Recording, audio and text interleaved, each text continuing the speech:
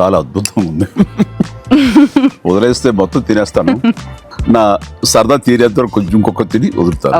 కానీ చాలా బాగుంది. కానీ ఎంత తిక్కుగా ఉంది మీ ఇక్కడ. So nice. పాక్ ప్రధాని షహబాజ్ షరీఫ్ చేసిన వ్యాఖ్యలు, మా దగ్గర అన్వాది కార్యక్రమం శాంతియుత ప్రయోజనాల కోసమే, ఆత్మరక్షణ కోసమే తప్ప ఇతరులపై దాడుల కోసం కాదన్న పాక్ ప్రధాని, ఆపరేషన్ సింధూర్ సమయంలో అణుఉద్రిక్తతలు ఏర్పడ్డాయని కూడా ప్రచారం సరికాదు అంటున్నాడు. అణుఉద్రిక్తతలు ఏర్పడే ప్రచారం సరికాకపోతేనే ట్రంప్ నేను న్యూక్లియర్ వార్ ఆపాను అని కథలు చెప్పిండా. ఇంకా వెళ్ళి సమాచారం ట్రంప్కి చెప్పాలి.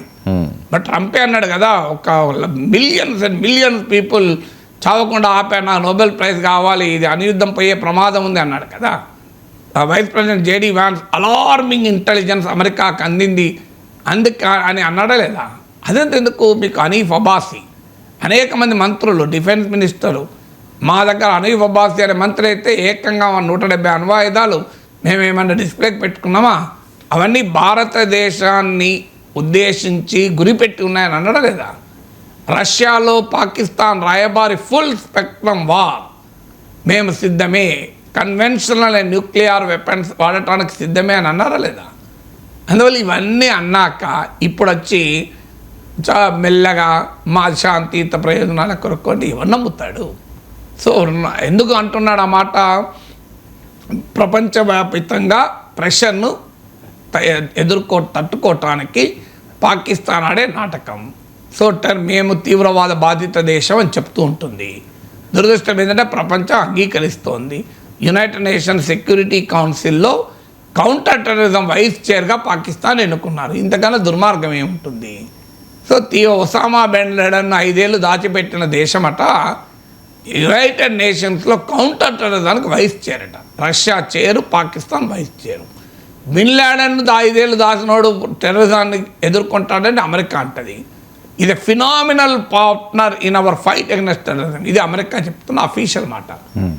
అరే మీ పైన దాడి చేసిన బిన్ లాడెన్కి 5 ఏళ్ళు ఆశ్రయం ఇచ్చారే, అలాంటి దేశం మీకు ఫినామినల్ పార్ట్నర్ అట. ఇది సౌత్ ఈస్ట్ ఏషియాలో అమెరికన్ సైనిక కమాండ్కు నాయకత్వం వహిస్తున్న జనరల్ చెప్పిన మాట ఇది. అసీం మునీర్ను అమెరికా అధ్యక్షుడు వైట్ హౌస్లో పెట్టుకొని I'm honoured to meet Asim Munir, I'm honoured to meet Asim మునీర్ను కలవడానికి నేను గర్వపడుతున్నాను అన్నాక ఇక పాకిస్తాన్ నటన ప్రపంచం ఇంత ధృవీకరించాక ఇక అది నటించమంటే నటించరా? సో ఇది కూడా ఒక నటన. తీవ్రవాదాన్ని మేము అంతం చేస్తున్నాం, ఫైట్ చేస్తున్నాం అన్నది ఎట్లా కహానియో, అణ్వాయుధాలు పీస్ఫుల్ పర్పజెస్కి అనడం ఒక కహాని. సో ప్రపంచానికి అందరికీ తెలుసు న్యూక్లియర్ బ్లాక్మెయిల్ చేసిన దేశం పాకిస్తాన్.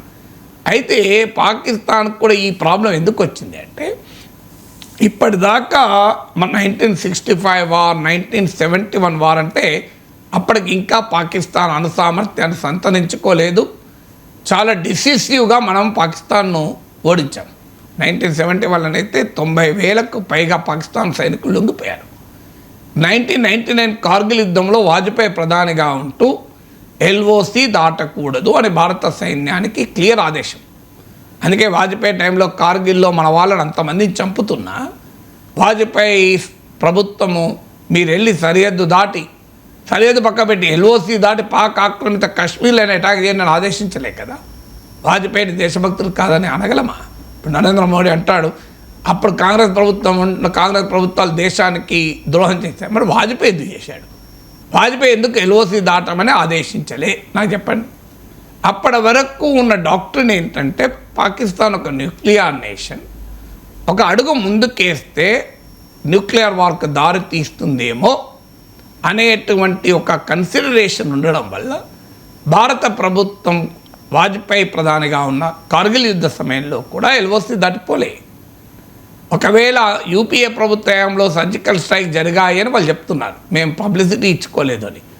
జరగాయలేదో నాకు తెలియదు కానీ జరిగి ఉన్నా పబ్లిసిటీ ఇచ్చుకోలేదు. ఎందుకు ఇచ్చుకోలేదు? ఇదే కారణం, ఇది న్యూక్లియర్ కాన్ఫ్లిక్ట్ దారి తీయకూడదు అని. అంటే పాకిస్తాన్ తన వద్ద ఉన్న న్యూక్లియర్ వెపన్స్ను తన దుర్మార్గాల నుంచి రక్షణ పొందడానికి వాడుకుంటూ వచ్చింది. కానీ పరిస్థితులు మారాయి. న్యూక్లియర్ షాడో కింద కూడా చాలా మేరకు యుద్ధం చేసుకోవచ్చు అని Balakot surgical strikes Balakot strikes, operation Sindhu నిరూపించాయి. Even right under the nuclear weapons కూడా ఇంకా స్పేస్ ఉంటుంది కన్వెన్షనల్ వార్కరీ. అదే చూపెట్టాం. అందులో Nur Khan air base, Sargodha air base, ఇవి న్యూక్లియర్ ఇన్స్టలేషన్స్కు దగ్గర దాకా ఉన్న ఎయిర్ బేస్లు.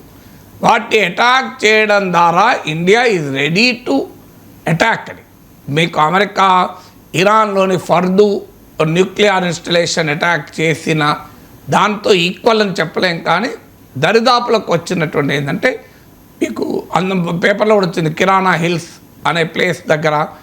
అది అందులో న్యూక్లియర్ ఫెసిలిటీ ఉన్నాయో లేవో మనకు తెలియదు, కానీ సర్గోదా, నూర్కా ఈ 2 ఎయిర్ బేస్లు అటాక్ చేయడం ద్వారా India consciously attack nuclear Pakistan అనేటువంటిది అర్థమైన తర్వాత పాకిస్తాన్ ఇప్పుడు ఈ కహానీలు చెప్పడం మొదలుపెట్టింది.